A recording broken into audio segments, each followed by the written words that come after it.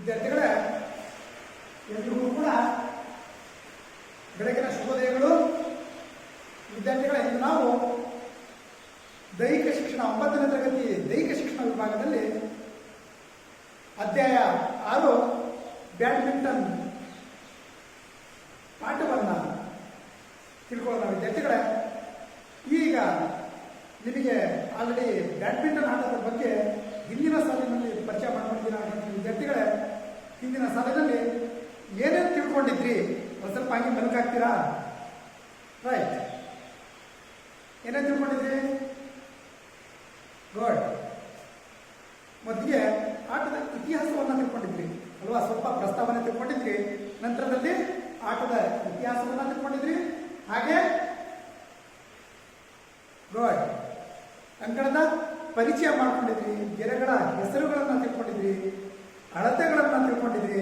ಅದರ ಮುಂದುವರಿದಂತೆ ಉಪಕರಣಗಳ ಪರಿಚಯ ಅಥವಾ ಸಲಕರಣೆಗಳ ಪರಿಚಯವನ್ನು ಮಾಡ್ಕೊಂಡಿದ್ರಿ, ಹಾಗೆಯೇ ಸಾಮಾನ್ಯ ನಿಯಮಗಳನ್ನು ತಿಳ್ಕೊಂಡಿದ್ರಿ.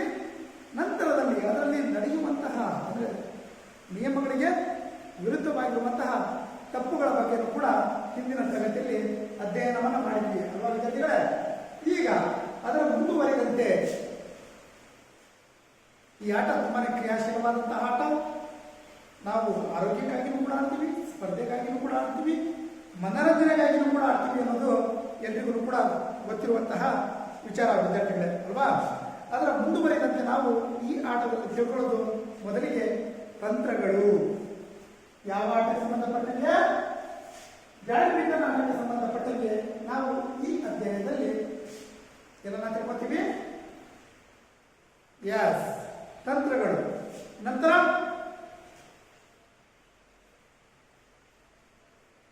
ಆಟಗಾರರಿಗೆ ಇರಬೇಕಾದಂತಹ ಗುಣಲಕ್ಷಣಗಳು. ನೆಕ್ಸ್ಟ್ ಎಸ್, ಪ್ರಶಸ್ತಿಗಳ ಬಗ್ಗೆ ಕೂಡ ನಾವು ಅಥವಾ ಬಹುಮಾನಗಳು ಅಂತ ಕರಿತೀವಿ, ಅವುಗಳ ಬಗ್ಗೆ ಕೂಡ ಈ ಅಧ್ಯಾಯದಲ್ಲಿ ನಾವು ತಿಳ್ಕೊಳ್ತೀವಿ ವಿದ್ಯಾರ್ಥಿಗಳೇ. ಈಗ ಮೊದಲನೇದಾಗಿ ನೋಡೋಣ ವಿದ್ಯಾರ್ಥಿಗಳೇ, ತಂತ್ರಗಳು. ಯಾವುದೇ ಒಂದು ಆಟನ ತಗೊಳ್ಳಿ ವಿದ್ಯಾರ್ಥಿಗಳೇ, ನಾವು ಆಟದಲ್ಲಿ ಉತ್ತಮವಾದಂತಹ ಪ್ರದರ್ಶನವನ್ನು ನೀಡಬೇಕು, ನಮ್ಮ ತಂಡವನ್ನ ಜಯದತ್ತ ಕರ್ಕೊಂಡು ಹೋಗ್ಬೇಕು ಅಲ್ವಾ? ದಡವನ್ನ ಸೇರಿಸಬೇಕು, ನಮ್ಮ ತಂಡವನ್ನ ವಿಜಯಶಾಲಿ ಮಾಡಬೇಕು ಅಂದ್ರೆ ನಮಗೆ ಏನ್ ಬೇಕು? ತಂತ್ರಗಳು ಬೇಕು ಅಲ್ವಾ? ಯಾವುದೇ ಒಂದು ಆಟ ತಗೊಳ್ರಿ, ಆಟಕ್ಕೆ ತನ್ನದೇ ಆದಂತಹ ಕೆಲವೊಂದು ತಂತ್ರಗಳು ಮೊದಲಿಗೆ ಅಡ್ವಾನ್ಸ್ ಆಗಿ ನಾವು ರಚಿಸಿಕೊಂಡು ನಂತರದಲ್ಲಿ ನಾವೇನು ಮಾಡ್ತೀವಿ? ಆಟಕ್ಕೆ ಇಳಿತೀವಿ. ಅದೇ ರೀತಿ ಈ ಆಟಕ್ಕೂ ಕೂಡ ನಾವು ಈ ಆಟದಲ್ಲಿ ಉತ್ತಮವಾದಂತಹ ಪ್ರದರ್ಶನವನ್ನು ನೀಡಬೇಕು, ಈ ಆಟದಲ್ಲಿ ನಾವು ಸಾಧನೆಯನ್ನು ಮಾಡಬೇಕು ಅಂದ್ರೆ ಕೆಲವೊಂದು ತಂತ್ರಗಳನ್ನು ಅಳವಡಿಸಿಕೊಂಡಿರ್ಬೇಕಾಗತ್ತೆ. ಅದರಲ್ಲಿ ವಿದ್ಯಾರ್ಥಿಗಳ ನೆನಪಲ್ಲಿ ಮೊದಲನೇದಾಗಿ ಬರೋದು ಸರ್ವಿಸ್. ಅಂದ್ರೆ ಯಾವ ರೀತಿ ನಾವು ಸರ್ವಿಸ್ ಮಾಡಬೇಕು? ಮೊದಲನೇದು ಯಾವುದು? ಸರ್ವಿಸ್. ಯಾವ ಸರ್ವಿಸು? ಶಾರ್ಟ್ ಸರ್ವಿಸ್ ಅಥವಾ ಲಾಂಗ್ ಸರ್ವಿಸ್. ಶಾರ್ಟ್ ಸರ್ವಿಸ್ ಮತ್ತು ಲಾಂಗ್ ಸರ್ವಿಸ್.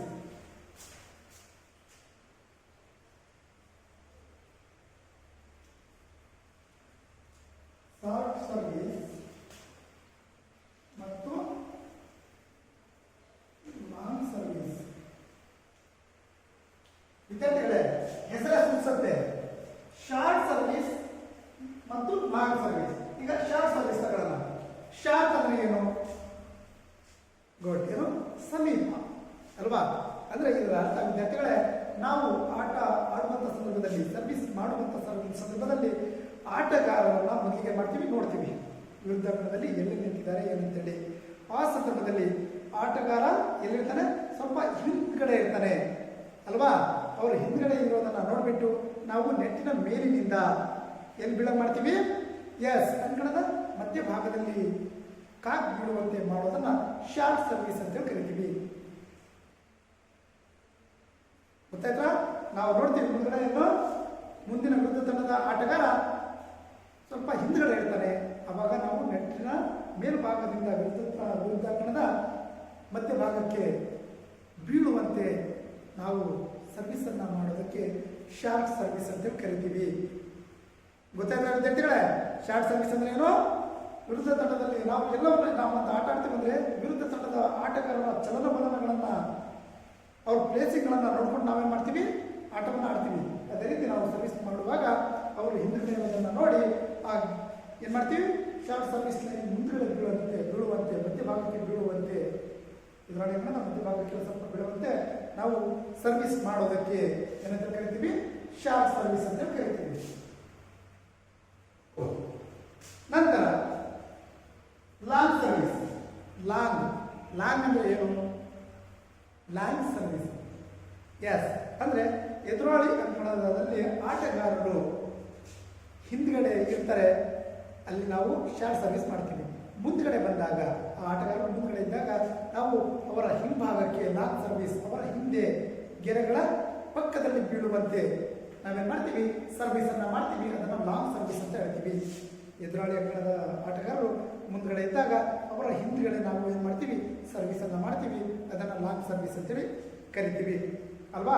ಆ ಅಂಕಣದ ಒಳಗಡೆ ಬೀಳಬೇಕು, ಅದು ಗೆರೆಯ ಅಕ್ಕಪಕ್ಕ ಬೀಳಕ್ಕೆ ನಾವು ಸರ್ವಿಸ್ ಮಾಡಬೇಕು. ಇದು ಕೂಡ ಒಂದು ತಂತ್ರ, ಶಾರ್ಟ್ ಸರ್ವಿಸ್ ಮತ್ತೆ ಲಾಂಗ್ ಸರ್ವಿಸ್. ಗೊತ್ತಾಯ್ತಾ ವಿದ್ಯಾರ್ಥಿಗಳೇ? ನಂತರದಲ್ಲಿ ಎರಡನೇದಾಗಿ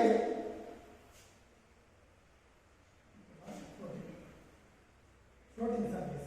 ಹೈ ಮತ್ತು ಫ್ಲೋಟಿಂಗ್, ಹೈ ಮತ್ತು ಫ್ಲೋಟಿಂಗ್ ಸರ್ವಿಸ್, ಹೈ ಸರ್ವಿಸ್ ಮತ್ತು ಫ್ಲೋಟಿಂಗ್ ಸರ್ವಿಸ್. ವಿದ್ಯಾರ್ಥಿಗಳೇ, ಎರಡನೆಯ ತಂತ್ರಕ್ಕೆ ನಾವು ಬಂದಾಗ ಹೈ ಸರ್ವಿಸ್ ಮತ್ತು ಫ್ಲೋಟಿಂಗ್ ಸರ್ವಿಸ್. ಹೈ ಸರ್ವಿಸ್ ಅಂದ್ರೆ ಏನು? ಎತ್ತರದಲ್ಲಿ ನಾವು ಸರ್ವಿಸ್ ಅನ್ನ ಹೊಡೆಯೋದು, ಎತ್ತರದಲ್ಲಿ ಕಾಕ್ ಓದಕ್ಕೆ ಸರ್ವಿಸ್ ಮಾಡೋದು, ಎತ್ತರಕ್ಕೆ ನಾವು ಕಾಕನ್ನು ಕಳಿಸೋದು ಅಲ್ವಾ. ಅದನ್ನು ನಾವೇನಂತ ಕರಿತೀವಿ, ಹೈ ಸರ್ವಿಸ್. ಮುಂದೆ ಇರುವಂತಹ ಆಟಗಾರರು ಅವರ ಚಲನವಲನಗಳನ್ನು ನೋಡಿಕೊಂಡು ಸಂದರ್ಭಕ್ಕೆ ತಕ್ಕಂತೆ ನಾವು ಈ ಸ್ಕಿಲ್ಗಳನ್ನು, ಈ ಕೌಶಲ್ಯಗಳನ್ನು ನಾವು ಅಳವಡಿಸ್ಕೋಬೇಕು, ಈ ತಂತ್ರಗಳನ್ನು ನಾವು ಅಳವಡಿಸ್ಕೋಬೇಕು. ಎದುರಾಳಿ ತಂಡದ ಆಟಗಾರ ಅವರಾಗಿ ನೋಡ್ಬಿಟ್ಟು ನಾವೇನು ಮಾಡ್ತೀವಿ, ಎತ್ತರದಲ್ಲಿ ಅವರ ಎಡ ಭುಜದ ಕೆಳಗೆ ಬರಂಗೆ ನಾವು ಸರ್ವಿಸ್ ಅನ್ನ ಮಾಡ್ತೀವಿ. ಅದನ್ನು ನಾವೇನಂತ ಕರಿತೀವಿ, ಹೈ ಸರ್ವಿಸ್ ಅಂತ ಕರಿತೀವಿ. ಅದೇ ರೀತಿ ಫ್ಲೋಟಿಂಗ್ ಸರ್ವಿಸ್, ಹೈ ಸರ್ವಿಸ್ ಆಯ್ತು. ನಂತರದಲ್ಲಿ ಫ್ಲೋಟಿಂಗ್ ಸರ್ವಿಸ್. ಫ್ಲೋಟಿಂಗ್ ಅಂದ್ರೆ ಗಾಳಿಯಲ್ಲಿ ಕಾಕ್ ತೇಲೋ ತರ ಅಲ್ವಾ. ಗಾಳಿಯಲ್ಲಿ ಕಾಕ್ ತೇಲುತ್ತಾ ತನ್ನ ದಿಕ್ಕನ್ನ ಬದಲಿಸುವಂತ ಹೋಗೋದಕ್ಕೆ ಫ್ಲೋಟಿಂಗ್ ಸರ್ವಿಸ್ ಅಂತೇಳಿ ಕರಿತೀವಿ. ನಾವು ಮಾಡಿದಂತಹ ಸರ್ವಿಸು ಗಾಳಿಯಲ್ಲಿ ತೇಲುತ್ತಾ ಏನಾಗುತ್ತೆ, ವಿರುದ್ಧಾಂಕಣದಲ್ಲಿ ತನ್ನ ದಿಕ್ಕನ್ನು ಬದಲಿಸಿಕೊಂಡು, ಉದಾಹರಣೆ ಫುಟ್ಬಾಲ್ ಅಲ್ಲಿ ಬನಾನಾ ಕಿಕ್ ಅಂತ ಹೇಳ್ತೀವಿ ಅಲ್ವಾ. ಅದೇನ್ ಮಾಡ್ತೀವಿ, ಬನಾನಾ ಬಾಳೆಹಣ್ಣಿರುತ್ತೆ, ಸ್ವಲ್ಪ ಸೊಟ್ಟದಿಗಿರುತ್ತಲ್ವಾ. ಅದೇ ರೀತಿ ನಾವು ಹೊಡೆದಂತಹ ಕಾಕು ಕೂಡ ತನ್ನ ದಿಕ್ಕನ್ನು ಬದಲಿಸಿಕೊಂಡು ವಿರುದ್ಧಾಂಕಣದಲ್ಲಿ ಬೀಳೋ ರೀತಿಯಲ್ಲಿ ನಾವು ಸರ್ವಿಸ್ ಮಾಡೋದಕ್ಕೆ ಏನಂತ ಕರಿತೀವಿ, ಫ್ಲೋಟಿಂಗ್ ಸರ್ವಿಸ್. ಫ್ಲೋಟ್ ಆಗೋದು ಅಲ್ವಾ, ಗಾಳಿಯಲ್ಲಿ ತೇಲುತ್ತಾ ತನ್ನ ದಿಕ್ಕನ್ನು ಬದಲಿಸಿಕೊಂಡು ವಿರುದ್ಧಾಂಕಣದಲ್ಲಿ ಹೋಗಿ ಬೀಳೋ ರೀತಿಯಲ್ಲಿ ನಾವು ಸರ್ವಿಸ್ ಮಾಡೋದಕ್ಕೆ ಫ್ಲೋಟಿಂಗ್ ಸರ್ವಿಸ್ ಅಂತೇಳಿ ಕರಿತೀವಿ. ನಂತರ ವಿದ್ಯಾರ್ಥಿಗಳೇ, ಮೂರನೇದಾಗಿ ಡ್ರಾಪಿಂಗ್.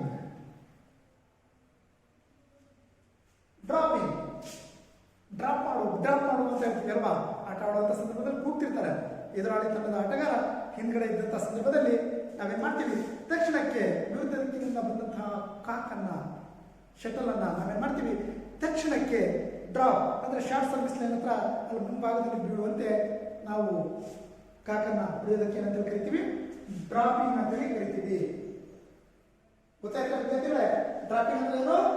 ಎದುರಾಳಿ ತಂಡದ ಆಟಗಾರ ನಮ್ಮ ಕಡೆ ಬಂದಂತಹ ಕಾಕನ್ನ ನಾವೇನ್ ಮಾಡ್ತೀವಿ, ನೆಟ್ಟ ಸಮೀಪದಲ್ಲಿ ನೋಡ್ಬಿಡ್ತೀವಿ, ಹಾಗೆಯೇ ಖಾಲಿ ಜಾಗನ ನೋಡ್ತೀವಿ, ತಕ್ಷಣಕ್ಕೆ ಕಾಕ್ ಬೀಳುವಂತೆ ನಾವೇನ್ ಮಾಡ್ತೀವಿ, ಹೊಡಿತೀವಿ. ಅದನ್ನ ಏನಂತ ಕರಿತೀವಿ, ಡ್ರಾಪಿಂಗ್. ಎದುರಾಳಿ ತಂಡದ ಆಟಗಾರರ ಚಲನವಲನಗಳನ್ನ ನೋಡ್ತೀವಿ, ಅವರು ಸ್ವಲ್ಪ ಹಿಂದ್ಗಡೆ ಇರ್ತಾರೆ. ಅಂತ ಸಂದರ್ಭದಲ್ಲಿ ನೆಟ್ನ ಮುಂಭಾಗದಲ್ಲಿ ತಕ್ಷಣಕ್ಕೆ ಶಾರ್ಟ್ ಸರ್ವಿಸ್ ಕ್ಷೇತ್ರದಲ್ಲಿ ಬೀಳಂಗೆ ಈಸಿಯಾಗಿ ತಕ್ಷಣಕ್ಕೆ ನಾವು ಹೊಡೆಯೋದಕ್ಕೆ ಏನಂತ ಕರಿತೀವಿ, ತಕ್ಷಣಕ್ಕೆ ನೆಟ್ನ ಮುಂಭಾಗ ಬೀಳಂಗೆ, ಎದುರಾಳಿ ತಂಡದಲ್ಲಿ ಕಾಕ್ ಬೀಳಂಗೆ ನಾವು ಹೊಡೆಯೋದಕ್ಕೆ ಡ್ರಾಪಿಂಗ್ ಅಂತೇಳಿ ಕರಿತೀವಿ. ಗೊತ್ತಾಯ್ತಾ? ಎದುರಾಳಿ ತಂಡದ ಆಟಗಾರರು ಹಿಂದ್ಗಡೆ ಇದ್ದಂಥ ಅಂಕಣದ ಸ್ವಲ್ಪ ಹಿಂಭಾಗದಲ್ಲಿ ಇದ್ದಂಥ ಸಂದರ್ಭದಲ್ಲಿ ಬಂದಂಥ ಕಾಕನ್ನ ನೆಟ್ನ ಮೇಲಿನಿಂದ ಕೆಳಭಾಗದಲ್ಲಿ ತಕ್ಷಣಕ್ಕೆ ಬೀಳಂಗೆ ನಾವು ಹೊಡೆಯೋದಕ್ಕೆ ಡ್ರಾಪಿಂಗ್ ಅಂತೇಳಿ ಕರಿತೀವಿ. ನಂತರದಲ್ಲಿ ನಾಲ್ಕನೇದು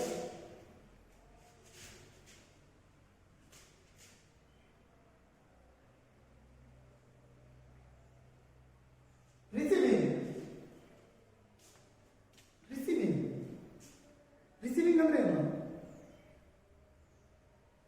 ಗುಡ್. ಎದುರಾಳಿ ತಂಡದಿಂದ ಬಂದಂತಹ ಕಾಕನ್ನ ತಕ್ಷಣಕ್ಕೆ ನಾವೇನು ಮಾಡ್ತೀವಿ, ವಿರುದ್ಧ ಅಂಕಣಕ್ಕೆ ಹೋಗುವ ರೀತಿಯಲ್ಲೇ ಆ ಕಡೆಯಿಂದ ಬಂದಂಥ ಕಾಕನ್ನ ನಾವು ಕಳಿಸ್ತಾ ಇರೋದು, ರಿಸೀವ್ ಮಾಡ್ಕೊಂತ ಕಳಿಸ್ತಿರೋದು ಅಲ್ವಾ. ಯಾವ ರೀತಿ ಬರುತ್ತೋ ಆ ಕಾಕನ್ನ ನಾವು ತಕ್ಷಣಕ್ಕೆ ನಾವು ರಿಸೀವ್ ಮಾಡಿಕೊಂಡು ಎದುರಾಳಿ ತಂಡದ ಅಂಕಣದಲ್ಲಿ ಬೀಳುವಂಗೆ ಅಲ್ವಾ.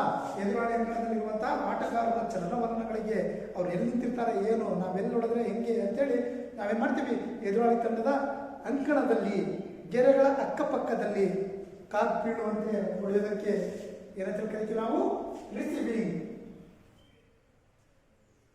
ಅಲ್ವಾ. ಎದುರಾಳಿ ತಂಡದಿಂದ ಬಂದಂತಹ ಕಾಕನ್ನ ನಾವು ಅವರ ಅಂಕಣಕ್ಕೆ, ವಿರುದ್ಧ ಅಂಕಣಕ್ಕೆ ನಾವೇನು ಮಾಡ್ತೀವಿ, ಅದು ಸರಿಯಾದ ರೀತಿಯಲ್ಲಿ ನೆಟ್ನ ಮೇಲ್ಭಾಗದಿಂದ ಎದುರಾಳಿ ಅಂಕಣದಲ್ಲಿ ಹೋಗಿ ಬೀಳೋ ರೀತಿಯಲ್ಲಿ ಹೊಡಿತೀವಿ.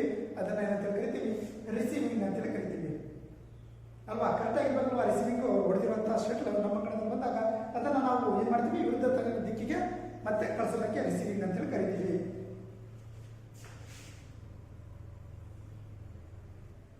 ನೆಕ್ಸ್ಟ್ ಐದನೇದು ಸ್ಮ್ಯಾಶಿಂಗ್. ಆಟದಲ್ಲಿ ಮಜಾ ಮಾಡೋದಂದ್ರೆ ಸ್ಮ್ಯಾಶಿಂಗ್ ಅಲ್ವಾ. ಆಟ ಆಡುವಂಥ ಸಂದರ್ಭದಲ್ಲಿ ನೋಡಿ, ವಿರುದ್ಧ ತಂಡದ ದಿಕ್ಕಿನಿಂದ ನಮ್ಮ ಬಲಭುಜದ ಕಡೆ ಎತ್ತರದಲ್ಲಿ ಬಂದಂತಹ ಕಾಕನ್ನ ಏನು ಮಾಡ್ತೀವಿ, ರಭಸವಾಗಿ ಶಕ್ತಿಯುತವಾಗಿ ಏನು ಮಾಡ್ತೀವಿ, ವಿರುದ್ಧ ತಂಡದ ಅಂಕಣದ ಒಳಗಡೆ ನೆಟ್ನ ಮುಂಭಾಗ ಅಲ್ವಾ ಬೀಳಂಗೆ ಹೊಡೆಯೋದಕ್ಕೆ ನಾವೇನಂತೇಳಿ ಕರಿತೀವಿ, ಸ್ಮ್ಯಾಶಿಂಗ್ ಅಂತೇಳಿ ಕರಿತೀವಿ. ವಿದ್ಯಾರ್ಥಿಗಳ ನೆನಪಿರಲಿ, ವಿರುದ್ಧ ತಂಡದಿಂದ ಎತ್ತರದಲ್ಲಿ ಮತ್ತೆ ಬಲಗಡೆ, ನಮ್ಮ ಬಲಭುಜದ ಕಡೆ ಬಂದಂತಹ ಕಾಕನ್ನ ಏನು ಮಾಡ್ತೀವಿ, ರಭಸವಾಗಿ ಶಕ್ತಿಯುತವಾಗಿ ನಾವು ಆ ಕಾಕನ ಮೇಲೆ ನಮ್ಮ ಶಕ್ತಿಯನ್ನು ಪ್ರಯೋಗ ಮಾಡ್ತೀವಿ. ತಕ್ಷಣ ಏನಾಗುತ್ತೆ, ಅದು ಎದುರಾಳಿ ಅಂಕಣದ ನೆಟ್ನ ಮುಂಭಾಗದಲ್ಲಾಗಿರ್ಬೋದು ಅಥವಾ ಅಂಕಣದ ಮಧ್ಯಭಾಗದಲ್ಲಾಗಿರ್ಬೋದು, ತಕ್ಷಣಕ್ಕೆ ಕಾಕನ ಹೊಡೆಯೋದಕ್ಕೆ, ಬೀಳುವಂತೆ ಹೊಡೆಯೋದಕ್ಕೆ ಸ್ಮ್ಯಾಶಿಂಗ್ ಅಂತೇಳಿ ಕರಿತೀವಿ. ಅಥವಾ ಇದರಲ್ಲಿ ಎಡ ಕೈ ಆಟಗಾರರು, ಎಡಗೈ ಆಟಗಾರರು ಇರ್ತಾರೆ ಅಲ್ವಾ. ಬಲಗೈಯಲ್ಲಿ ಬಲಭಾಗಕ್ಕೆ ಬಂದರೆ ಓಕೆ, ಎಡಗೈ ಆಟಗಾರ ಇದ್ರೆ ಆದರೆ ಅವರಿಗೂ ಕೂಡ ಅಷ್ಟೇ ಎತ್ತರದಲ್ಲಿ ತಮ್ಮ ಎಡಭುಜದ ಕಡೆ ಬಂದರೆ ಅದನ್ನು ರಭಸವಾಗಿ ಶಕ್ತಿಯುತವಾಗಿ ಹೊಡೆದು ವಿರುದ್ಧ ಅಂಕಣದಲ್ಲಿ ಬೀಳುವಂತೆ ಹೊಡೆಯೋದಕ್ಕೆ ಸ್ಮ್ಯಾಶಿಂಗ್ ಅಂತೇಳಿ ಕರಿತೀವಿ ಅಲ್ವಾ ವಿದ್ಯಾರ್ಥಿಗಳೇ. ಈಗ ನೋಡಿ, ಶಾರ್ಟ್ ಸರ್ವಿಸ್ ಮತ್ತು ಲಾಂಗ್ ಸರ್ವಿಸ್ ನೋಡಿದ್ರಿ, ಹೈ ಮತ್ತು ಫ್ಲೋಟಿಂಗ್ ಸರ್ವಿಸ್ ನೋಡಿದ್ರಿ, ಡ್ರಾಪಿಂಗ್ ನೋಡಿದ್ರಿ, ನೆಕ್ಸ್ಟು ರಿಸೀವಿಂಗ್ ನೋಡಿದ್ರಿ. ಈಗ ನೋಡ್ತಿರೋದೇನೋ ಗುಡ್, ಸ್ಮ್ಯಾಶಿಂಗ್ ನೋಡಿದ್ವಿ. ಈಗ ನಂತರದಲ್ಲಿ ಬರೋದು ಬ್ಯಾಕ್ ಹ್ಯಾಂಡ್ ರಿಸೀವಿಂಗ್.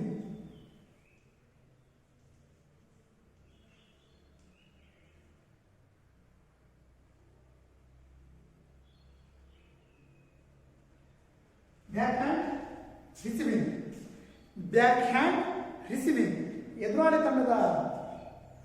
ತಂಡದಿಂದ ಬಂದಂತಹ ಶಟಲ್ ಏನು ಕಾಕ್ ನಮ್ಮ ಕಡೆ ಬರುತ್ತೆ, ಅದು ಎಲ್ಲಿಗೆ ಬರುತ್ತೆ, ಎಡಭುಜದ ಕಡೆ ಬರುತ್ತೆ ಅಲ್ವಾ. ನೋಡ್ರಿ ವಿದ್ಯಾರ್ಥಿಗಳು, ಈ ಆಟದಲ್ಲಿ ಒಂದು ಸ್ಕಿಲ್ ಇದೆ. ಯಾರೇ ಆಟಗಾರ ಆಡಿದ್ರು ಕೂಡ ಅವರ ಎಡಭುಜದ ಕಡೆ ಹಾಕಿದ್ರೆ ರಭಸವಾಗಿ ಹೊಡೆಯಕ್ಕೆ ಬರಲ್ಲ ಅಲ್ವಾ.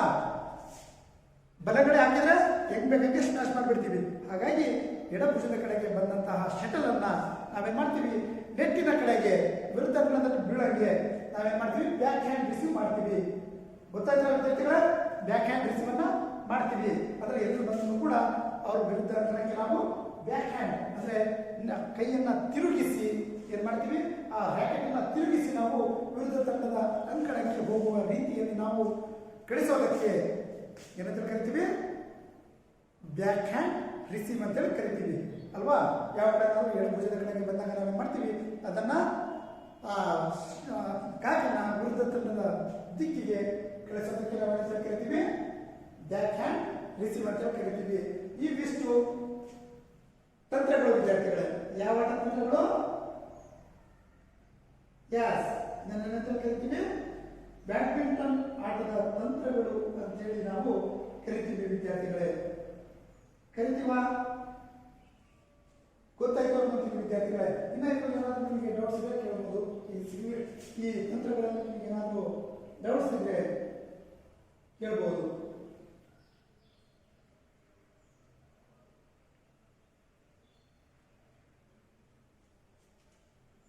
ಶಾರ್ಟ್ ಮತ್ತು ಲಾಂಗ್ ಸರ್ವಿಸ್ ಅಂದ್ರೆ ಏನಂತ ಹೇಳಿದೆ, ಏನು ಹೇಳಿದೆ?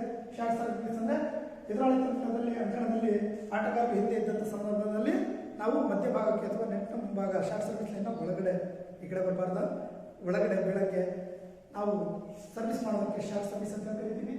ಲಾಂಗ್ ಸರ್ವಿಸ್ ಅಂದರೆ ಎದುರಾಳಿ ತಂಡದ ಆಟಗಾರರು ಮುಂದ್ಗಡೆ ಇದ್ದಾಗ ಹಿಂದ್ಗಡೆ ಸರ್ವಿಸ್ ಮಾಡೋದಕ್ಕೆ, ಆ ಆಟಗಾರರ ಹಿಂದ್ಗಡೆ ಕೊನೆಗರಿಯ ಒಳಗಡೆ ಸರ್ವಿಸ್ ಮಾಡೋದಕ್ಕೆ ನಾವೇನಾದ್ರೂ ಕರಿತೀವಿ ಲಾಂಗ್ ಸರ್ವಿಸ್ ಅಂತ ಕರಿತೀವಿ. ಅದೇ ರೀತಿ ಹೈ ಸರ್ವಿಸ್ ಅಂದರೆ ಗಾಳಿಯಲ್ಲಿ ಎತ್ತರದಲ್ಲಿ ನಾವು ಸರ್ವಿಸ್ ಮಾಡೋದಕ್ಕೆ ಹೈ ಸರ್ವಿಸ್ ಅಂತ ಕರಿತೀವಿ. ಫ್ಲೋಟಿಂಗ್ ಸರ್ವಿಸ್ ಅಂದರೆ ಗಾಳಿಯಲ್ಲಿ ತೇಲುತ್ತಾ ತನ್ನ ದಿಕ್ಕನ್ನು ಬದಲಿಸ್ಕೊಂತ ಹೋಗೋದಕ್ಕೆ ನಾವು ಫ್ಲೋಟಿಂಗ್ ಸರ್ವಿಸ್ ಅಂತೇಳಿ ಕರಿತೀವಿ. ಅದೇ ರೀತಿ ಡ್ರಾಪಿಂಗ್ ಅಂತ ಹೇಳಿದ್ರೆ ನೆಟ್ನ ಮುಂಭಾಗದಲ್ಲಿ ತಕ್ಷಣಕ್ಕೆ ಎದುರಾಳಿಗಳಿಂದ ಬಂದಂತಹ ಕಾಕನ್ನು ತಕ್ಷಣಕ್ಕೆ ನಾವೇನು ಮಾಡ್ತೀವಿ, ಮುಂದ್ಗಡೆ ನೆಟ್ನ ಮುಂದ್ಗಡೆ ಬೀಳಂಗೆ ಅಥವಾ ಎದುರಾಳಿಗಳಲ್ಲಿ ಬೀಳಂಗೆ ತಕ್ಷಣಕ್ಕೆ ಬೀಳಂಗೆ ಹೊಡೆಯೋದಕ್ಕೆ ನಾವು ಡ್ರಾಪಿಂಗ್ ಅಂತೀವಿ. ನಂತರದಲ್ಲಿ ರಿಸೀವಿಂಗ್ ಅಂದರೆ ಎದುರಾಳಿ ತಂಡದಿಂದ ಬಂದಂತಹ ಕಾಕನ್ನು ನಾವು ಅವರ ಅಂಗಣಕ್ಕೆ ಬೀಳುವ ರೀತಿಯಲ್ಲಿ ಗೆರೆಗಳ ಅಕ್ಕಪಕ್ಕ ಬೀಳುವಂತೆ ತಕ್ಷಣಕ್ಕೆ ನಾವು ಏನು ಮಾಡ್ತೀವಿ, ಆ ಕಾಕನ್ನು ರಿಟರ್ನ್ ಕಳಿಸೋದಕ್ಕೆ ರಿಸೀವಿಂಗ್ ಅಂತ ಹೇಳ್ತೀವಿ.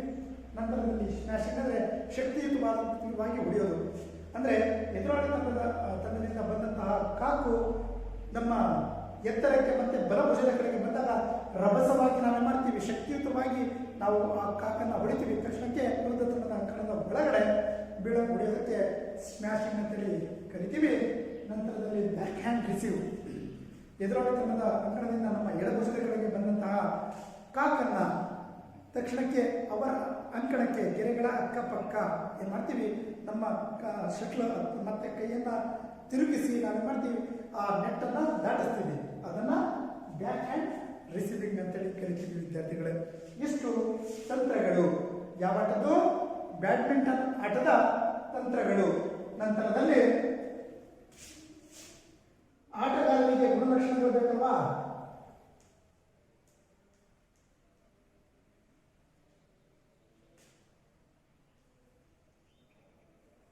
ಆಟಗಾರರ ಗುಣಲಕ್ಷಣಗಳಿಗೆ ಬರೋಣ ವಿದ್ಯಾರ್ಥಿಗಳೇ.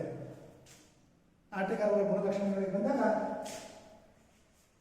ಆಟಗಾರರು ತಮ್ಮ ಈ ಕೌಶಲ್ಯಗಳು ಎಷ್ಟು ಇಂಪಾರ್ಟೆಂಟು, ಅವರ ಗುಣಲಕ್ಷಣಗಳು ಕೂಡ ಅಷ್ಟೇ ಇಂಪಾರ್ಟೆಂಟು. ಯಾಕಂದರೆ ಒಬ್ಬ ಆಟಗಾರ ಅವರು ಆಟ ಆಡ್ತಾರಂದ್ರೆ ಅವರಲ್ಲಿ ಕೆಲವೊಂದು ಉತ್ತಮವಾದಂಥ ಗುಣಲಕ್ಷಣಗಳು ಇರಬೇಕಾಗತ್ತೆ. ಆ ಗುಣಲಕ್ಷಣಗಳಿದ್ರೆ ಆಟದಲ್ಲಿ ಯಶಸ್ಸು ಕಾಣಲಿಕ್ಕೆ ಸಾಧ್ಯ ಅಲ್ವಾ? ಯಶಸ್ಸನ್ನು ಅವನು ಕಾಣ್ತಾನೆ. ಅದರಲ್ಲಿ ಒಂದು ಮೊದಲನೇದಾಗಿ ಬ್ಯಾಡ್ಮಿಂಟನ್ ಆಟ ಆಡಬೇಕಂದ್ರೆ ವಿದ್ಯಾರ್ಥಿಗಳೇ ನಮ್ಮ ಕೈಯಲ್ಲಿ ರ್ಯಾಕೆಟ್ ಇರುತ್ತೆ ಅಲ್ವಾ? ಕಣ್ಣುಗಳು ಮತ್ತು ರ್ಯಾಕೆಟ್ನ ಸಂಪರ್ಕ ಕರೆಕ್ಟಾಗಿರಬೇಕಾಗತ್ತೆ. ಅದಕ್ಕೆ ನಮಗೆ ಸಂಯೋಜನೆ ಬೇಕು ಅಲ್ವಾ? ರ್ಯಾಕೆಟಿಗೂ ಮತ್ತು ಕಣ್ಣುಗಳಿಗೆ ಆ ಕಾಲು ಬರೋದನ್ನು ನೋಡ್ತಿರ್ತೀವಿ, ಅದನ್ನು ನಾವು ಕಳಿಸ್ಬೇಕಾದ್ರೆ ನಮಗೆ ಸಂಯೋಜನೆ ಬೇಕಾಗತ್ತೆ. ನೆಕ್ಸ್ಟ್ ಈಗ ಸಂಯೋಜನೆ ಆಗಬೇಕು. ಕಣ್ಣು ಮತ್ತು ರ್ಯಾಕೆಟಿಗೆ ಹೊಂದಾಣಿಕೆ ಬರಬೇಕಲ್ವಾ? ನಾವು ನೋಡ್ತೀವಿ, ಕಣ್ಣಿಂದ ನೋಡ್ತೀವಿ ಯಾವ ಕಡೆ ಹೊಡಿಬೇಕು ಏನು ಅಂತೇಳಿ ನಮಗೆ ಬೇಕು. ಕಣ್ಣು, ಕೈ, ಕಾಲು, ರ್ಯಾಕೆಟ್ನ ಸಂಪರ್ಕ ಯಾವ ರೀತಿ ಇದೆ ಅನ್ನೋದಕ್ಕೆ ನಮಗೆ ಬೇಕೇ ಬೇಕಾಗತ್ತೆ ಅಲ್ವಾ? ಬೇಕಾಗಿಲ್ಲ? ಎಸ್ ಬೇಕು. ಅದನ್ನು ಯಾವ ಕಡೆ ಕಳಿಸ್ತೀವಿ ಏನಂತೇಳಿ ಸರಿಯಾಗಿ ನಮಗೆ ಹೊಂದಾಣಿಕೆ ಬೇಕು. ಕಣ್ಣು ಕೈಗಳ ಸಂಪರ್ಕ ಕರೆಕ್ಟ್ ಆಗಿರಬೇಕು. ಮೊದಲಿಗೇನು ರ್ಯಾಕೆಟ್ ಮತ್ತು ಶಟರ್ನ ಸಂಪರ್ಕ, ಕೈ ಮತ್ತು ಕಣ್ಣುಗಳ ಸಂಪರ್ಕ ಅಲ್ವಾ? ಇವುಗಳು ಬೇಕಾದ್ರೆ ನಮಗೆ ಸಂಯೋಜನೆ, ಇವೆಲ್ಲದರ ಸಂಯೋಜನೆ ಬೇಕಾಗತ್ತೆ. ನಂತರದಲ್ಲಿ ವಿದ್ಯಾರ್ಥಿಗಳ ನಮಗೆ ಆಟ ಆಡಬೇಕಾದ್ರೆ ಈ ಆಟದಲ್ಲಿ ಒಂದು ಕಡೆ ನಿಂತ್ಕೊತೀವ, ನಾವು ನಿಂತ್ಕೊಳ್ಳಲ್ಲ. ಏನು ಮಾಡ್ತಿರ್ತೀವಿ? ಓಡ್ತಿರ್ತೀವಿ, ಒಂದೇ ಅಂಕಣದಲ್ಲಿ ಕ್ರಿಯಾಶೀಲರಾಗಿರ್ತೀವಿ. ಅದಕ್ಕೆ ನಮಗೆ ಬೇಕಾಗತ್ತೆ ಹೆಚ್ಚಿನದಾಗಿ ಬಲ ಬೇಕು, ಭುಜಗಳಲ್ಲಿ ಹೆಚ್ಚಿನದಾಗಿ ಬಲ ಬೇಕು ಅಲ್ವಾ? ನಾವು ಆಟವನ್ನು ಆಡ್ತಿರ್ತೀವಿ ಅಂದರೆ ಯಾವ ಕಡೆ ಬರುತ್ತೋ ಆ ಕಡೆ ಸುಮ್ಮನೆ ಹೊಡಿತಿರ್ತೀವಿ. ಹಾಗಾಗಿ ನಮಗೆ ಹೆಚ್ಚಿನದಾಗಿ ಸ್ಫೋಟಕ ಶಕ್ತಿ ಬೇಕು ಅಂತೇಳಿ ಹೇಳ್ಕೊತೀನಿ. ನೆಕ್ಸ್ಟು ನಿಖರತೆ ಬೇಕು. ನೆಕ್ಸ್ಟು ಗುರಿ ಅಂದರೆ ಬಂದಂತಹ ಕಾಕನ್ನು ನಾವೇನು ಮಾಡಬೇಕು, ವಿರುದ್ಧ ತಂಡದ ಅಂಕಣದ ಒಳಗಡೆ ತಕ್ಷಣವೇ ಬೀಳುವಂತೆ ಹೊಡಿಬೇಕಾಗತ್ತೆ. ಇಲ್ಲ ತಕ್ಷಣಕ್ಕೆ ಆ ಕಾಕು ವಿರುದ್ಧ ತಂಡದ ಅಂಕಣದ ಒಳಗಡೆ ಬೀಳುವಂತೆ ನಾನು ಹೊಡಿಬೇಕಂದ್ರೆ ನನಗೆ ಗುರಿ ಬೇಕಾಗುತ್ತೆ. ನಿಖರತೆ, ನಾನು ಎಲ್ಲಿ ಹೊಡಿತಿದ್ದೀನಿ, ಎಲ್ಲಿ ಹೋಗಬೇಕು, ನನಗೂ ನನ್ನ ಶಟ್ಲಿಗೂ ಮತ್ತೆ ಆ ಕಾಕನ್ನ ಹೊಡಿತಿರೋದು ಕರೆಕ್ಟಾಗಿ ಆಯ್ತಾ, ಗುರಿ ಬೇಕು, ಯಾರು ಹೊಡಿತಿದ್ದೀವಿ, ಹೆಂಗೆ ಏನು ಅನ್ನೋದನ್ನ ತಿಳ್ಕೊಳ್ಳೋಕೆ ನಮಗೆ ಬೇಕಾಗತ್ತೆ. ಮತ್ತೆ ಕಷ್ಟ ಸಹಿಷ್ಣುತೆ ಕೂಡ ಬೇಕು. ಕಷ್ಟ ಸಹಿಷ್ಣುತೆ ಅಂದ್ರೆ ನಾನು ಹೇಳಿದೆ ಆಮೇಲೆ ಚಲನೆಯಲ್ಲಿ ನಿಂತೀವಿ, ಅಂದ್ರೆ ಆ ಒಂದು ಕಡೆ ನಿಂತ್ಕೊಳ್ಳಲ್ಲ, ಯಾವ ಕಡೆ ಬರುತ್ತೋ ಏನೋ ಕಾಕು ಪೂರ್ತಿ ಅಂಗಣದ ಪೂರ್ತಿ ನಾವು ಆಡಬೇಕಾಗತ್ತೆ ಅಲ್ವಾ. ಅದಕ್ಕೆ ನಿಮಗೆ ಕಾಲುಗಳ ಚಲನೆ ಬೇಕು. ಅದಕ್ಕೆ ನಿಮಗೆ ಕಷ್ಟ ಸಹಿಷ್ಣುತೆ ಬೇಕಾಗತ್ತೆ. ಕಷ್ಟ ಸಹಿಷ್ಣುತೆ ಬೇಕಲ್ವಾ, ಅಂದ್ರೆ ಆಯಾಸ ಆಗ್ತಿರುತ್ತೆ. ಎಷ್ಟೇ ಆಯಾಸ ಆದ್ರೂ ಕೂಡ ನಾವು ಅದನ್ನ ತಡ್ಕೋಬೇಕಾಗತ್ತೆ. ಯಾಕಂದ್ರೆ ಚಲನೆಯಲ್ಲೇ ಇರ್ತೀವಿ, ಒಳಗಡೆ ಹೊಡಿತಾನೆ ಇರ್ತೀವಿ. ಇನ್ನ ನಿಂತ್ಕೊಂತೀವಿ, ಬಂದಾಗ ಇನ್ನ ಹೊಡಿತೀವಿ, ಆ ಕಡೆ ಬಂದ್ರೆ ಆ ಕಡೆ ಹೋಗ್ತೀವಿ, ಈ ಕಡೆ ಬಂದ್ರೆ ಈ ಕಡೆ ಹೋಗ್ತೀವಿ, ಯಾವ ಕಡೆ ಬರುತ್ತೋ ಆ ಕಡೆ ಹೋಗ್ತಿರ್ತೀವಿ, ಚಲನೆಯಲ್ಲಿ ಇರ್ತೀವಿ. ಅದಕ್ಕೆ ನಿಮಗೇನು ಕಷ್ಟ ಸಹಿಷ್ಣುತೆ ಬೇಕು, ಗುರಿ ಬೇಕು, ಸ್ಫೋಟಕ ಶಕ್ತಿ. ಭುಜಗಳಲ್ಲಿ ನಾನು ರಭಸವಾಗಿ ಸ್ಮ್ಯಾಶಿಂಗ್ ಮಾಡೋದಿರುತ್ತೆ ಅಲ್ವಾ, ಸಂದರ್ಭಕ್ಕೆ ತಕ್ಕಂತೆ ಹೊಡಿತಿರ್ತೀವಿ. ಅದಕ್ಕೆ ನಮಗೆ ಬಲ ಕೂಡ ಬೇಕು, ಶಕ್ತಿ ಕೂಡ ಬೇಕಾಗತ್ತೆ. ಇವುಗಳ ಜೊತೆಗೆ ನಾವು ಕೆಲವೊಂದು ಗುಣಲಕ್ಷಣಗಳನ್ನ ಅಳವಡಿಸಿಕೊಂಡು ನಾವು ಈ ಆಟವನ್ನ ಆಡ್ತೀವಿ. ಇಲ್ಲ ಏನಾಗುತ್ತೆ ಕಷ್ಟ ಆಗುತ್ತೆ ತಾನೆ. ನೆಕ್ಸ್ಟ್ ಮೈ ಮಣಿತ ಅನ್ಕೊಳ್ಳಿ ವಿದ್ಯಾರ್ಥಿಗಳೇ. ಮೈ ಮಣಿತ, ಈ ಮೈ ಮಣಿತ ಅಂದ್ರೆ ಏನು?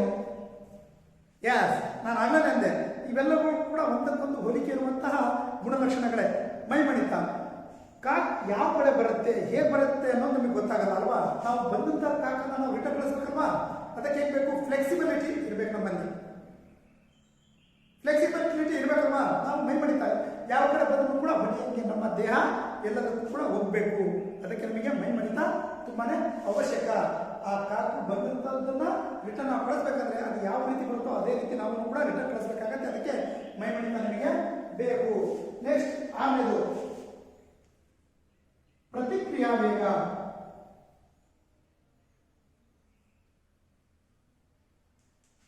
ಯಾವುದು? ಪ್ರತಿಕ್ರಿಯಾ ವೇಗ ಅಂದ್ರೆ ಕ್ರಿಯೆಗೆ ಪ್ರತಿಕ್ರಿಯೆ ನೀಡೋದು ಅಂತೇಳಿ. ವಿರುದ್ಧ ತಂಡದಿಂದ ಬಂದಂತಹ ಕಾಕನ ತಕ್ಷಣಕ್ಕೆ ನಾವು ಅವರ ವಿರುದ್ಧ ಅಂಕಣಕ್ಕೆ ನಾವು ಕಳಿಸೋದು ಪ್ರತಿಕ್ರಿಯಾ ವೇಗ. ಅರ್ಥ ಆಗುತ್ತೆ ತಾನೆ? ಅಂದ್ರೆ ವಿರುದ್ಧ ತಂಡದಿಂದ ಏನು ನಮಗೆ ನಮ್ಮ ಕಡೆ ಬರ್ತಿರುತ್ತೋ ಆ ಕಾಕನ, ಆ ಬಂದಂತ ಕಾಕನ ಯಾವ ರೀತಿ ಹೊಡಿಬೇಕು, ಎಲ್ಲಿ ಹೊಡಿಬೇಕು ಅನ್ನೋದು ನಮಗೆ ಗೊತ್ತಾಗಬೇಕಾಗತ್ತೆ. ಅದಕ್ಕೆ ಬಂದಂತ ಕಾಕನ ವಿರುದ್ಧ ಅಂಕಣಕ್ಕೆ ಬೀಳುವ ರೀತಿಯಲ್ಲಿ ನಾವು ಆ ಕ್ರಿಯೆಗೆ ಪ್ರತಿಕ್ರಿಯೆಯನ್ನು ನೀಡೋದು ಪ್ರತಿಕ್ರಿಯಾ ವೇಗ. ಇಷ್ಟು ಆಟಗಾರರ ಗುಣಲಕ್ಷಣಗಳು ವಿದ್ಯಾರ್ಥಿಗಳೇ. ನೋಡ್ರಿ, ರ್ಯಾಕೆಟಿಗೂ ಮತ್ತು ಕಾಕಿಗೂ ಕೂಡ ಕಾಕು ಮತ್ತೆ ಕಣ್ಣು ಮತ್ತೆ ಕೈಗಳಿಗೆ ಸಂಯೋಜನೆ ಬೇಕಾಗತ್ತೆ, ಹೊಂದಾಣಿಕೆ ಬೇಕಾಗತ್ತೆ ಅಲ್ವಾ, ಕೋಆರ್ಡಿನೇಷನ್ ಅಂತೀವಿ. ಅದೇ ರೀತಿ ಭುಜಗಳಲ್ಲಿ ಬಲ ಬೇಕು, ಶಕ್ತಿ ಬೇಕು. ಸ್ಫೋಟಕ ಶಕ್ತಿ ಅಂದ್ರೆ ಹೆಚ್ಚಿನದಾಗಿ ನಮ್ಮಲ್ಲಿ ಶಕ್ತಿ ಇದ್ರೆ ನಾವು ಆ ಶಕ್ತಿಯನ್ನು ಬಳಸಿಕೊಂಡು ಹೆಚ್ಚಿನದಾಗಿ ಕಾಕಿನ ಮೇಲೆ ನಮ್ಮ ಪ್ರಯೋಗವನ್ನು ಮಾಡಬಹುದು. ನಂತರದಲ್ಲಿ ನಿಖರತೆ ಅಂದ್ರೆ ಗುರಿ ಬೇಕಾಗತ್ತೆ ಅಲ್ವಾ. ನಾವು ಆಟ ಆಡ್ಬೇಕಾದ್ರೆ ನಾವು ಒಂದು ಗುರಿ ಇಟ್ಕೊಂಡಿರ್ತೀವಿ. ಅಂದ್ರೆ ನಿಖರತೆ, ನಾವು ಎಲ್ಲಿ ಹೊಡಿಬೇಕು, ಏನು ಆ ಕಾಕಿ ಎಲ್ಲಿ ಬೆಳಕು ಹೊಡಿಬೇಕು ಅಲ್ವಾ, ಗೆರೆಗಳ ಒಳಗಡೆ ಹೊಡಿಬೇಕಾ, ಆ ಆಟಗಾರ ಅಂದ್ರೆ ಬೀಕಿರುವಂತಹ ಆಟಗಾರನ ಹತ್ರನೇ ಹೊಡಿಬೇಕಾ ಅನ್ನೋದು ನಮ್ಮಲ್ಲಿ ಒಂದು ಗುರಿ ಇರಬೇಕು. ಆ ನಿಖರವಾಗಿ ನಾವು ಎಲ್ಲಿ ಹೊಡಿತೀವಿ ಅನ್ನೋದು ನಮಗೆ ಬೇಕು. ಅದಕ್ಕೆ ನಿಖರತೆ ಬೇಕಾಗತ್ತೆ. ಕಷ್ಟ ಸಹಿಷ್ಣುತೆ, ಈ ಆಟದಲ್ಲಿ ನಾವೇನ್ ಮಾಡ್ತೀವಿ, ಚಲನೆಯಲ್ಲಿ ಇರ್ತೀವಿ ಅಲ್ವಾ, ಕಾಲುಗಳು ಒಂದೇ ಕಡೆ ಏನಲ್ಲ ಆ ಕಡೆ ಓಡಾಡ್ತಿರ್ತೀವಿ, ಹೆಂಗೆ ಬರುತ್ತೋ ಕಾಕನ ಆ ರೀತಿ ಹೊಡಿತಿರ್ತೀವಿ. ಅದಕ್ಕೆ ನಮಗೆ ಕಷ್ಟ ಸಹಿಷ್ಣುತೆ ಬೇಕು. ಮೈ ಮಣಿತ ಫ್ಲೆಕ್ಸಿಬಿಲಿಟಿ, ಕಾಕಿ ಯಾವ ರೀತಿ ಬರುತ್ತೋ ಆ ರೀತಿ ನಾವು ಏನು ಮಾಡ್ತೀವಿ, ನಮ್ಮ ದೇಹವನ್ನು ದಂಡಿಸಿಕೊಂಡು ನಾವು ವಿರುದ್ಧಕ್ಕೆ ಆ ಕಾಕನ್ನ ಕಳಿಸ್ತೀವಿ. ಅದಕ್ಕೆ ನಮಗೆ ಮೈ ಮಣಿತ ಬೇಕಾಗತ್ತೆ. ನಂತರದಲ್ಲಿ ಪ್ರತಿಕ್ರಿಯಾ ವೇಗಕ್ಕೆ ನಾವು ಬಂದಾಗ ಏನ್ ಬೇಕಾಗುತ್ತೆ? ಪ್ರತಿಕ್ರಿಯಾ ವೇಗ. ವಿರುದ್ಧ ತಂಡದ ದಿಕ್ಕಿನಿಂದ ಬಂದಂತಹ ಶಟಲ್ ಅನ್ನ ನಾವೇನ್ ಮಾಡ್ತೀವಿ, ಮತ್ತೆ ನಾವು ಅದೇ ವೇಗದಲ್ಲಿ ಎದುರಾಳಿಗಳಿಂದ ಏನ್ ಮಾಡ್ತೀವಿ, ಬರುವ ಶಟಲ್ಗೆ ಪರಿಣಾಮಕಾರಿಯಾಗಿ ಪ್ರತಿಕ್ರಿಯೆಯನ್ನ ನೀಡ್ತೀವಿ. ಅಲ್ಲ ಆಟದಿಂದ ಬಂದಂತಹ ಶಟಲನ್ನು ನಾವೇನ್ ಮಾಡ್ತೀವಿ, ಪರಿಣಾಮಕಾರಿಯಾಗಿ ಹೊಡೆದ್ಬಿಟ್ಟು ಅವರ ಅಂಕಣದಲ್ಲಿಯೇ ಬೀಳುವಂತೆ ನಾವು ಮಾಡ್ತೀವಿ. ಅದು ಪ್ರತಿಕ್ರಿಯಾ ವೇಗ. ಈ ಎಲ್ಲ ಗುಣಲಕ್ಷಣಗಳು ಆಟಗಾರನಲ್ಲಿ ಇದ್ರೆ ಈ ಪಂದ್ಯ, ಈ ಆಟ ಗೆಲ್ಲಲಿಕ್ಕೆ ಸುಲಭ ಸಾಧ್ಯವಾಗತ್ತೆ ಅಲ್ವಾ. ತಂತ್ರಗಳು ಎಷ್ಟು ಮುಖ್ಯನೋ ಅಷ್ಟೇ ಮುಖ್ಯ ಆಟಗಾರರಿಗೆ ಇರಬೇಕಾದಂತಹ ಗುಣಲಕ್ಷಣಗಳು ಕೂಡ ಅಷ್ಟೇ ಮುಖ್ಯ ಆಗುತ್ತೆ ವಿದ್ಯಾರ್ಥಿಗಳೇ. ಇಷ್ಟು ಈ ಬ್ಯಾಡ್ಮಿಂಟನ್ ಆಟದಲ್ಲಿ ಬರುವಂತಹ ಆಟಗಾರರಿಗೆ ಬೇಕಾಗಿರುವಂತಹ ಗುಣಲಕ್ಷಣಗಳು ವಿದ್ಯಾರ್ಥಿಗಳೇ. ನಂತರದಲ್ಲಿ ಬರೋದು ನಮಗೆ ಕ್ರೀಡಾ ಪ್ರಶಸ್ತಿಗಳು. ನಿಮಗೆ ಗೊತ್ತಿದೆ ವಿದ್ಯಾರ್ಥಿಗಳೇ, ಕ್ರೀಡಾ ಪ್ರಶಸ್ತಿಗಳಿಗೆ ನಾವು ಬಂದಾಗ ಕ್ರೀಡಾ ಪ್ರಶಸ್ತಿಗಳು. ವಿದ್ಯಾರ್ಥಿಗಳೇ, ಕ್ರೀಡಾ ಪ್ರಶಸ್ತಿಗಳನ್ನ ನೀವು ನೋಡಿದ್ದೀರಾ. ಉದಾಹರಣೆ ನಾನು ಹಿಂದಿನ ತರಗತಿಗಳಲ್ಲೂ ಕೂಡ ಹೇಳಿದ್ದೆ, ಮತ್ತೆ ಬೇರೆ ಕ್ರೀಡೆಗಳಿಗೂ ಕೂಡ ನಾವು ನೋಡಿದಾಗ ಕ್ರೀಡಾ ಪ್ರಶಸ್ತಿಗಳು ಯಾವ್ಯಾವ ಕೊಡ್ತಿದ್ರು ಅಂತೇಳಿ. ವಿದ್ಯಾರ್ಥಿಗಳೇ ನೋಡಿ, ನಮ್ಮ ಭಾರತ ಸರ್ಕಾರ ಅರ್ಜುನ ಪ್ರಶಸ್ತಿ ಕ್ರೀಡಾ ಸಾಧನೆಗೆ ನೀಡೋದನ್ನ ನೋಡ್ತೀವಿ. ಹಾಗೆ ರಾಜೀವ್ ಗಾಂಧಿ ಖೇಲ್ ರತ್ನ ಪ್ರಶಸ್ತಿ, ಅದು ಕೂಡ ಅವರ ದೇಣಿಗೆ, ಅವರಿಗೆ ಆ ಆಟಕ್ಕೆ ಏನು ಕೊಡುಗೆ ಇದೆ ಅದರ ಮೇಲೂ ಕೂಡ ಈ ಪ್ರಶಸ್ತಿಗಳನ್ನ ನೀಡೋದನ್ನು ನೋಡ್ತೀವಿ. ಅದರಲ್ಲಿ ಅರ್ಜುನ ಪ್ರಶಸ್ತಿ ಒಂದು, ಮತ್ತೆ ರಾಜೀವ್ ಗಾಂಧಿ ಖೇಲ್ ರತ್ನ. ಅರ್ಜುನ ಪ್ರಶಸ್ತಿ, ರಾಜೀವ್ ಗಾಂಧಿ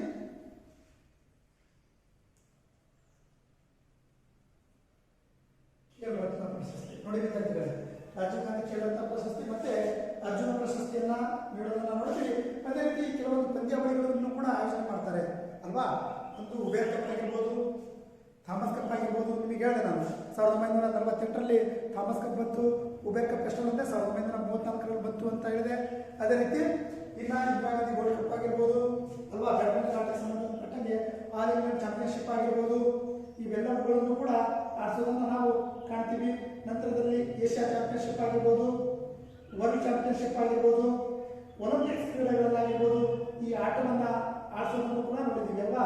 ನಂತರದಲ್ಲಿ ಸೈಯದ್ ಮೋದಿ ಕಪ್ ನೋಡಿದ್ರಲ್ವಾ, ಪುಣೆ ಕಪ್, ಅಂತಾರಾಷ್ಟ್ರೀಯ ಮಟ್ಟದಲ್ಲಿ ಆಲ್ ಇಂಗ್ಲೆಂಡ್ ಚಾಂಪಿಯನ್ಶಿಪ್, ವಿಶ್ವ ಚಾಂಪಿಯನ್ಶಿಪ್ ಅಥವಾ ಒಲಿಂಪಿಕ್ಸ್ ಕ್ರೀಡಾಕೂಟ, ಇವೆಲ್ಲವುಗಳಲ್ಲಿ ಕೂಡ ಏನು ಮಾಡ್ತೀವಿ, ಈ ಆಟವನ್ನು ಆಡೋದನ್ನು, ಈ ಆಟವನ್ನು ಆಡೋದನ್ನು ನಾವು ಕಾಣ್ತೀವಿ ಇವೆಲ್ಲ ಪಂದ್ಯಾವಳಿಗಳಲ್ಲಿಯೂ ಕೂಡ. ನಂತರದಲ್ಲಿ ವಿದ್ಯಾರ್ಥಿಗಳ ಈ ಆಲ್ ಇಂಡಿಯಾ ಬ್ಯಾಡ್ಮಿಂಟನ್ ಏನು ಫೆಡರೇಷನ್ ಇದೆಯಲ್ಲ, ಅದರಲ್ಲೂ ಕೂಡ ಕೆಲವೊಂದು ಪಂದ್ಯಾಟಗಳನ್ನು ಕೂಡ ಆಡಿಸೋದನ್ನ ನೋಡ್ತೀವಿ ಅಲ್ವಾ. All India federation of badminton ಈ ಸಂಸ್ಥೆ ಈ ಕ್ರೀಡಾಕೂಟಗಳಿಗೆ ತುಂಬಾ ಸಹಕಾರಿಯಾದಂತಹ ಸಂಸ್ಥೆ. All India federation of badminton ಅಲ್ವಾ, ಇದು ತುಂಬಾ ಸಹಾಯವನ್ನು ಮಾಡುವಂತಹ ಒಂದು ಸಂಸ್ಥೆ. ಯಾಕಂದ್ರೆ ಬ್ಯಾಡ್ಮಿಂಟನ್ ಕ್ರೀಡೆ ಡೆವಲಪ್ಮೆಂಟ್ ಆಗೋದಕ್ಕೆ ಇದರ ಸಹಾಯ ತುಂಬಾ ಇಂಪಾರ್ಟೆಂಟ್. ಇದರ ಅಧೀನದಲ್ಲೇ ಈ ಬ್ಯಾಡ್ಮಿಂಟನ್ ಕ್ರೀಡಾಕೂಟ ನಡೆಸ್ತಾರೆ ಅಂತೇಳಿ ನಮ್ಮಲ್ಲಿ. ಹಾಗೆ ವಿದ್ಯಾರ್ಥಿಗಳೇ, ನಾವು ನೋಡೋದಾದ್ರೆ ಅಲ್ಲಿ ಕಾಮನ್ವೆಲ್ತ್ ಕ್ರೀಡೆಗಳಲ್ಲಿ ಭಾರತದ ತಂಡ ಪ್ರಶಸ್ತಿ ಗಳಿಸಿರುವುದನ್ನು ಕೂಡ ನಾವು ಕಾಣ್ತೀವಿ. ಒಲಿಂಪಿಕ್ಸ್ ಪಂದ್ಯಗಳಲ್ಲಿಯೂ ಕೂಡ ಭಾಗವಹಿಸಿ ಹಲವು ಪ್ರಶಸ್ತಿಗಳನ್ನು ಬಾಚಿಕೊಂಡಿರುವುದನ್ನು ಕೂಡ ನೋಡ್ತೀವಿ. ಉದಾಹರಣೆ 2012ರಲ್ಲಿ ಸೈನಾ ನೆಹ್ವಾಲ್ ಕೂಡ ಕಂಚಿನ ಪದಕಕ್ಕೆ ಮುತ್ತಿಟ್ಟಿದ್ರು ಅಲ್ವಾ. ನೆಕ್ಸ್ಟ್ ಲಾಸ್ಟ್ ನಾವು ನೋಡೋದಾದ್ರೆ 2016ರಲ್ಲಿ ಬೆಳ್ಳಿಯ ಪದಕವನ್ನು ತಂದುಕೊಟ್ಟಿರುವುದನ್ನು ನೋಡ್ತೀವಿ PV ಸಿಂಧು. ಈ 2020ರ ಟೋಕಿಯೋ ಒಲಿಂಪಿಕ್ಸ್ ಅಂದ್ರೆ ಈ ವರ್ಷ 21ರಲ್ಲಿ ನಡೆಸಿದರೆ, ಆದರೆ ಹಿಂದಿನ ವರ್ಷ ನಡೀಬೇಕಾಗಿತ್ತು. ಆದರೂ ಕೂಡ ಆ ಒಲಿಂಪಿಕ್ಸ್ ನಲ್ಲಿ ಕೂಡ ಯಾವ ಪದಕವನ್ನ ಚೈನಾವನ್ನ ಸೋಲಿಸಿ ಕಂಚಿನ ಪದಕಕ್ಕೆ ಮುತ್ತಿಟ್ರು ಅಲ್ವಾ. ಇಷ್ಟು ಈ ಪ್ರಶಸ್ತಿಗಳನ್ನ ಯಾವ ರೀತಿ ಪಡ್ಕೊಂಡ್ರು ಅಂತೇಳಿ. ಅದೇ ರೀತಿ ನೋಡಿ, ಅರ್ಜುನ ಪ್ರಶಸ್ತಿಯನ್ನ 1972ರಲ್ಲಿಯೇ ಪ್ರಕಾಶ್ ಪಡುಕೋಣೆ ಅವರು ಪಡ್ಕೊಳ್ತಾರೆ. ಎಷ್ಟರಲ್ಲಿ 1972ರಲ್ಲಿ ಮೊದಲನೇ ಬಾರಿಗೆ ಈ ಪ್ರಶಸ್ತಿಯನ್ನ, ಯಾವ ಪ್ರಶಸ್ತಿಯನ್ನ, ಅರ್ಜುನ ಪ್ರಶಸ್ತಿಯನ್ನ ಪ್ರಕಾಶ್ ಪಡುಕೋಣೆ ಅವರು ಪಡ್ಕೊಳ್ಳೋದನ್ನ ನೋಡ್ತೀವಿ. ಅದೇ ರೀತಿ ಜಾರ್ಜ್ ಥಾಮಸ್,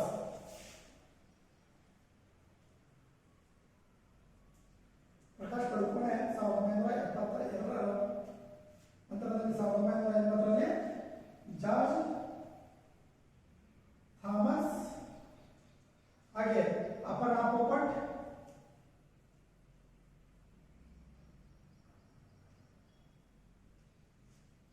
ನೆಕ್ಸ್ಟ್ ಪುಣೆಲ ಗೋಪಿಚಂದ್,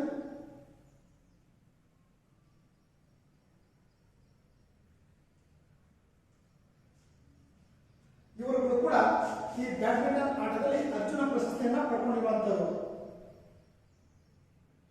ಗೊತ್ತಾಯ್ತಾ ವಿದ್ಯಾರ್ಥಿಗಳೇ, 1999ರಲ್ಲಿ ಈ ಅಪರ್ಣಾ ಪೋಪಟ್ ಅವರು ಪಡ್ಕೊತಾರೆ. 1999ರಲ್ಲಿ ಇವರು ಪಡ್ಕೊತಾರೆ. ನಂತರದಲ್ಲಿ ನೋಡಿ ವಿದ್ಯಾರ್ಥಿಗಳೇ, ಪುಣೆಲ ಗೋಪಿಚಂದ್ ಅವರು ಕೂಡ ಈ ಪ್ರಶಸ್ತಿಯನ್ನ ಪಡ್ಕೊಂಡಿರೋದನ್ನ ನಾವು ಕಾಣ್ತೀವಿ.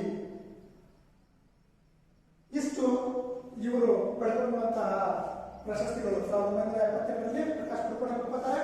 1980ರಲ್ಲಿ ಜಾರ್ಜ್ ಥಾಮಸ್ ಅವರಿಗೆ ಅರ್ಜುನ ಪ್ರಶಸ್ತಿಯನ್ನ ಈ ಬ್ಯಾಡ್ಮಿಂಟನ್ ಕ್ರೀಡೆಗೆ ಸಂಬಂಧಪಟ್ಟಂಗೆ ಹೇಳ್ತಾರೆ.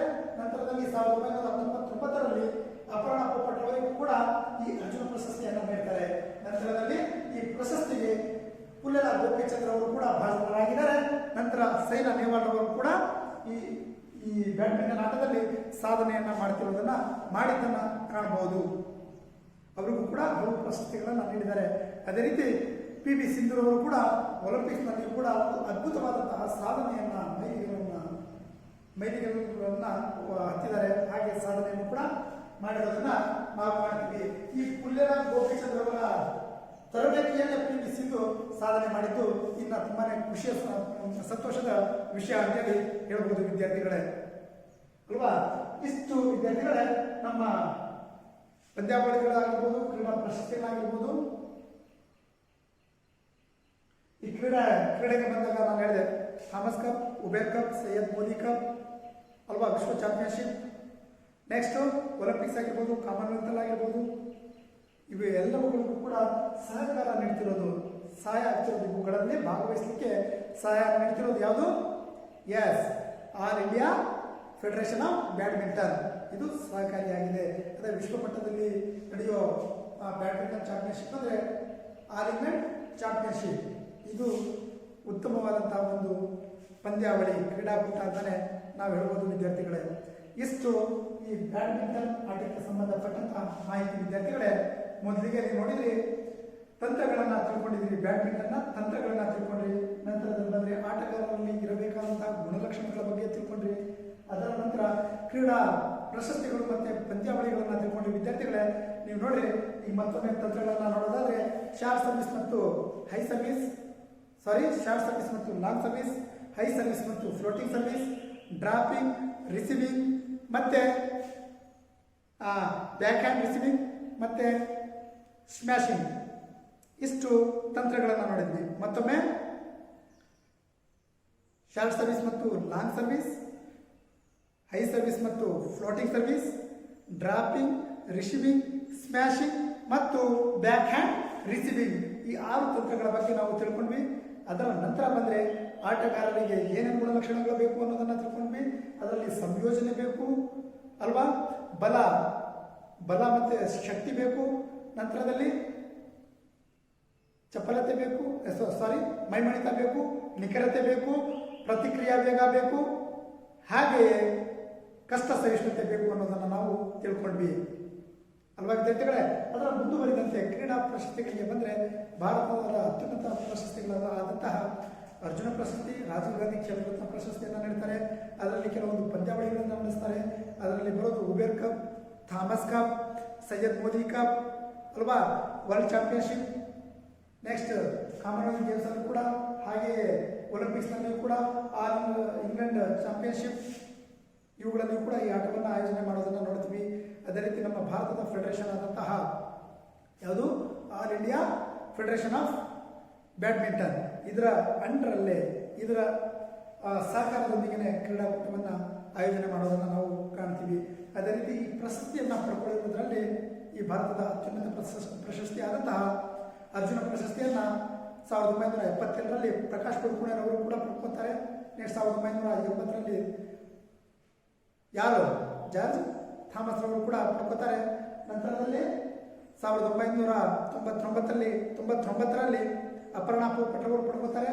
ನಂತರದಲ್ಲಿ ಇದೇ ಪ್ರಶಸ್ತಿಯನ್ನ ಪುಲ್ಲೆಲ ಗೋಪಿಚಂದ್ರ ಅವರು ಪಡ್ಕೊಂಡಿರೋದನ್ನ ಕಾಣ್ತೀವಿ. ಹಾಗೆ ಇನ್ನು ಹಲವು ಪ್ರಶಸ್ತಿಗಳನ್ನ ಸೈನಾ ನೆಹ್ವಾಲ್ ಅವರು ಕೂಡ ಪಡ್ಕೊಂಡಿದ್ದಾರೆ. ಅದೇ ರೀತಿ PV ಸಿಂಧು ಕೂಡ ಪಡ್ಕೊಂಡಿರೋದನ್ನು ನಾವು ಕಾಣ್ತೀವಿ. ಇಷ್ಟು ವಿದ್ಯಾರ್ಥಿಗಳೇ ಈ ಬ್ಯಾಡ್ಮಿಂಟನ್ ಆಟಕ್ಕೆ ಸಂಬಂಧಪಟ್ಟಂತಹ ಮಾಹಿತಿ. ಇದರಲ್ಲಿ ನಿಮಗೆ ಏನಾದರೂ ಡೌಟ್ಸ್ ಇದ್ರೆ ಇನ್ನು ನೀವು ಸೈನಾ ನೆಹ್ವಾಲ್ ಅವರ ಕೆಲವೊಂದು ಮಾಹಿತಿಗಳನ್ನ ಸಂಗ್ರಹ ಮಾಡ್ಕೊಂಡು ಬರಬೇಕಾಗತ್ತೆ ವಿದ್ಯಾರ್ಥಿಗಳೇ. ಇದು ಒಂದು ಚಟುವಟಿಕೆ.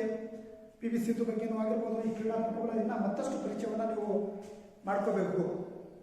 ಇದರಲ್ಲಿ ಏನಾದರೂ ಡೌಟ್ಸ್ ಇದ್ರೆ ನೀವು ಕೇಳಬಹುದು.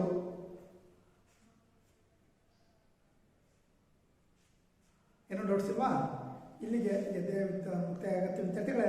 ಇದಕ್ಕೆ ಸಂಬಂಧಪಟ್ಟಂಥ ಹೆಚ್ಚಿನ ಮಾಹಿತಿಯನ್ನು ಮುಂದಿನ ತರಗತಿಯಲ್ಲಿ ಕಲಿಯೋಣ. ನಮಸ್ಕಾರ.